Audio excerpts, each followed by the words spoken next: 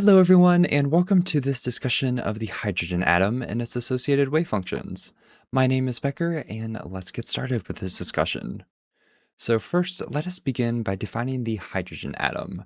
The hydrogen atom consists of a single proton as the nucleus with a single electron orbiting it. Now, there is going to be an attraction between these two particles, which will be our potential energy, aka the Coulombic attraction defined by V of R, our classic potential energy term, is going to equal negative E squared, the charge of the electron, over 4 pi that and R.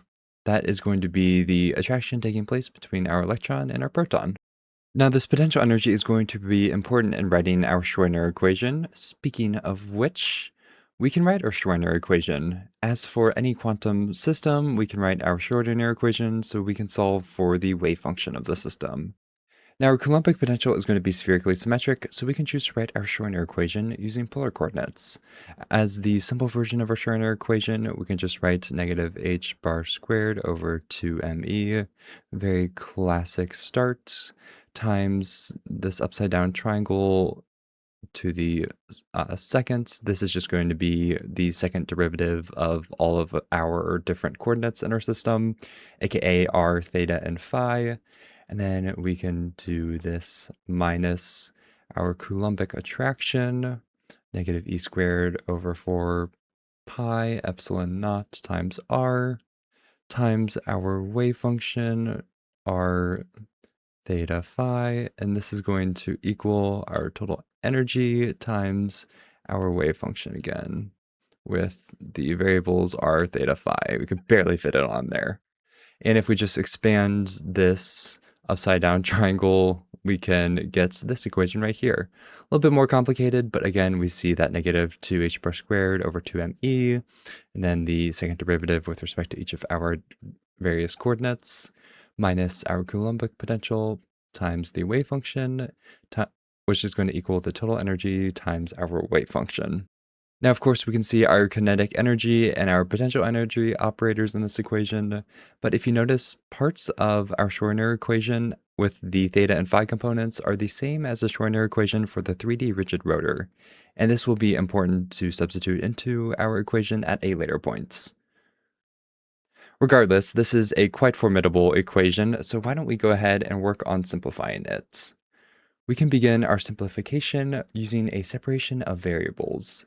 In other words, our wave function with its r theta phi can be broken down into its individual components, going to equal capital R of r times capital theta of theta times capital phi of phi. And this is going to be very helpful in simplifying our equation. We can substitute this into our Schrödinger equation down here. We just did a little bit of simplification to obtain this, but as we can see right here, we applied the solution of our rigid rotor by adding our momentum squared operator. And furthermore, we can work on solving our Schrödinger equation and using our rigid rotor results, the L squared times the capital theta component times the capital phi component is going to equal h bar squared times L plus 1 times our theta and phi components again. And then we can take the solution and apply it to our Schrödinger equation again. And then we can go ahead and cancel out our theta and phi components. They appear with every term in our equation, so just crossing all of these out just like this will give us our solution down here. And this is going to be much more easy to look at. And again, we have our kinetic energy components and our potential energy right here. We have our Coulombic attraction, but we also have this extra term. This is going to be our centrifugal force. And together, these are going to give us our effective potential energy, Vf of R. So that's a lot simpler than what we had before, but we can then solve for our total energy. Now, you might notice our total energy is only going to appear in this equation with our r's, so energy only depends on our radial function, not our angular functions. So we can leverage to this to solve for energy to obtain this equation. En equals negative me times e to the fourth over 8 epsilon naught squared times h squared times n squared. Or if we want to use a simple constant, a naught equals epsilon naught h squared over pi times me times e squared, we can get this equation right here, which is just a little bit simpler. From there, we can plot our energy function with different values of n to obtain this graph right here. This yellow region is going to be our classically forbidden region, but as you can see for each of our different orbitals, we're going to have these different sorts of wave functions. Notably, it mimics what we had with our particle in a box. As you can see right here, we just have our 1s. There's going to be no nodes crossing this kind of zero line right here. For our 2s orbital, we have one node as it crosses at this point right here. And for our 3s orbital, we have it crossing twice with two nodes, just like that. And that mimics our results of the particle in a box. Now, for obtaining our radial wave functions, the radial component is going to be an exponential function times a polynomial. Now, if you recall for a rigid rotor, our quantum numbers have the following relationship. N can equal 1, 2, 3, 4, and so on, just an integer. Now our L is going to equal 0, 1, 2, 3, so on until n minus 1.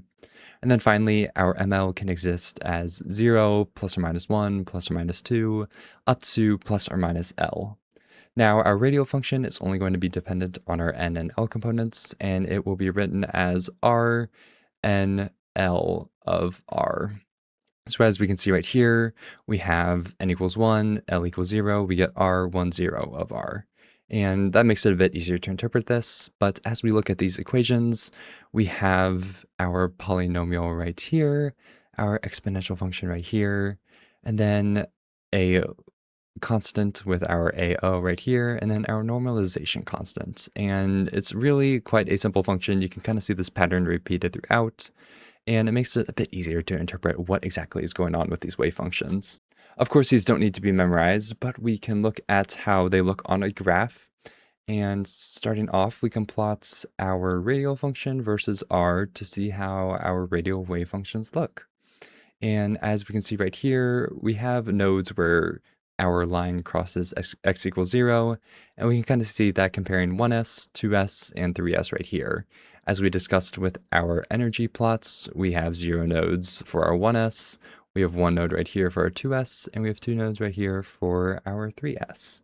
Now, our p and our d graphs have nodes in the angular component, so our radial nodes are not going to match expectations. But comparing our 2p and our 3p orbitals, we have 0 radial nodes right here, whereas we have 1 node right here, which kind of would be expected. But we can then plot our r squared versus r to obtain our radial probability density function, kind of like what we have with our probability density functions with our psi squared, but this is just going to be for our radial component. So we can see how this looks right here. Our s orbitals are only dependent on the radial function, so our radial probability density function is going to be the same as the probability density wave function. And we can kind of see that right here. We have these peaks where we would expect most of our electron to exist, but we can also see components for our 2p, 3p, and 3d orbitals where our radial probability density function exists, and that's going to combine with the angular density function. Anyways, we were just discussing the radial function, but let's factor in the angular function. Now, to obtain our hydrogen atom eigenfunctions, we're going to multiply our radial function times the spherical harmonic function. Again, we do not need to memorize these functions, but we can see trends. Additionally, our wave function is going to be written as psi of n L ml of the various components, r theta phi. For any function with L equals 0, those are going to be s orbitals and be spherically symmetric, so no angular components, which is what we see. Now, as L increases, it's going to gain a theta and eventually a phi component right here. And with these sorts of functions, we still see our radial components times our angular components times our normalization constant. And this is what we would expect for this sort of eigenfunction. These equations are a lot to take in, but just being able to break them down makes them a lot easier to digest and understand what's taking place. But anyways, that is going to wrap up our discussion of the hydrogen atom. Although it appears quite complicated, and honestly it is, we saw today how it is a combination of many things we have already learned. It's important to break down these problems into components to understand what exactly is taking place, but I hope this video was helpful today. Anyways, thank you for watching, and have a great day.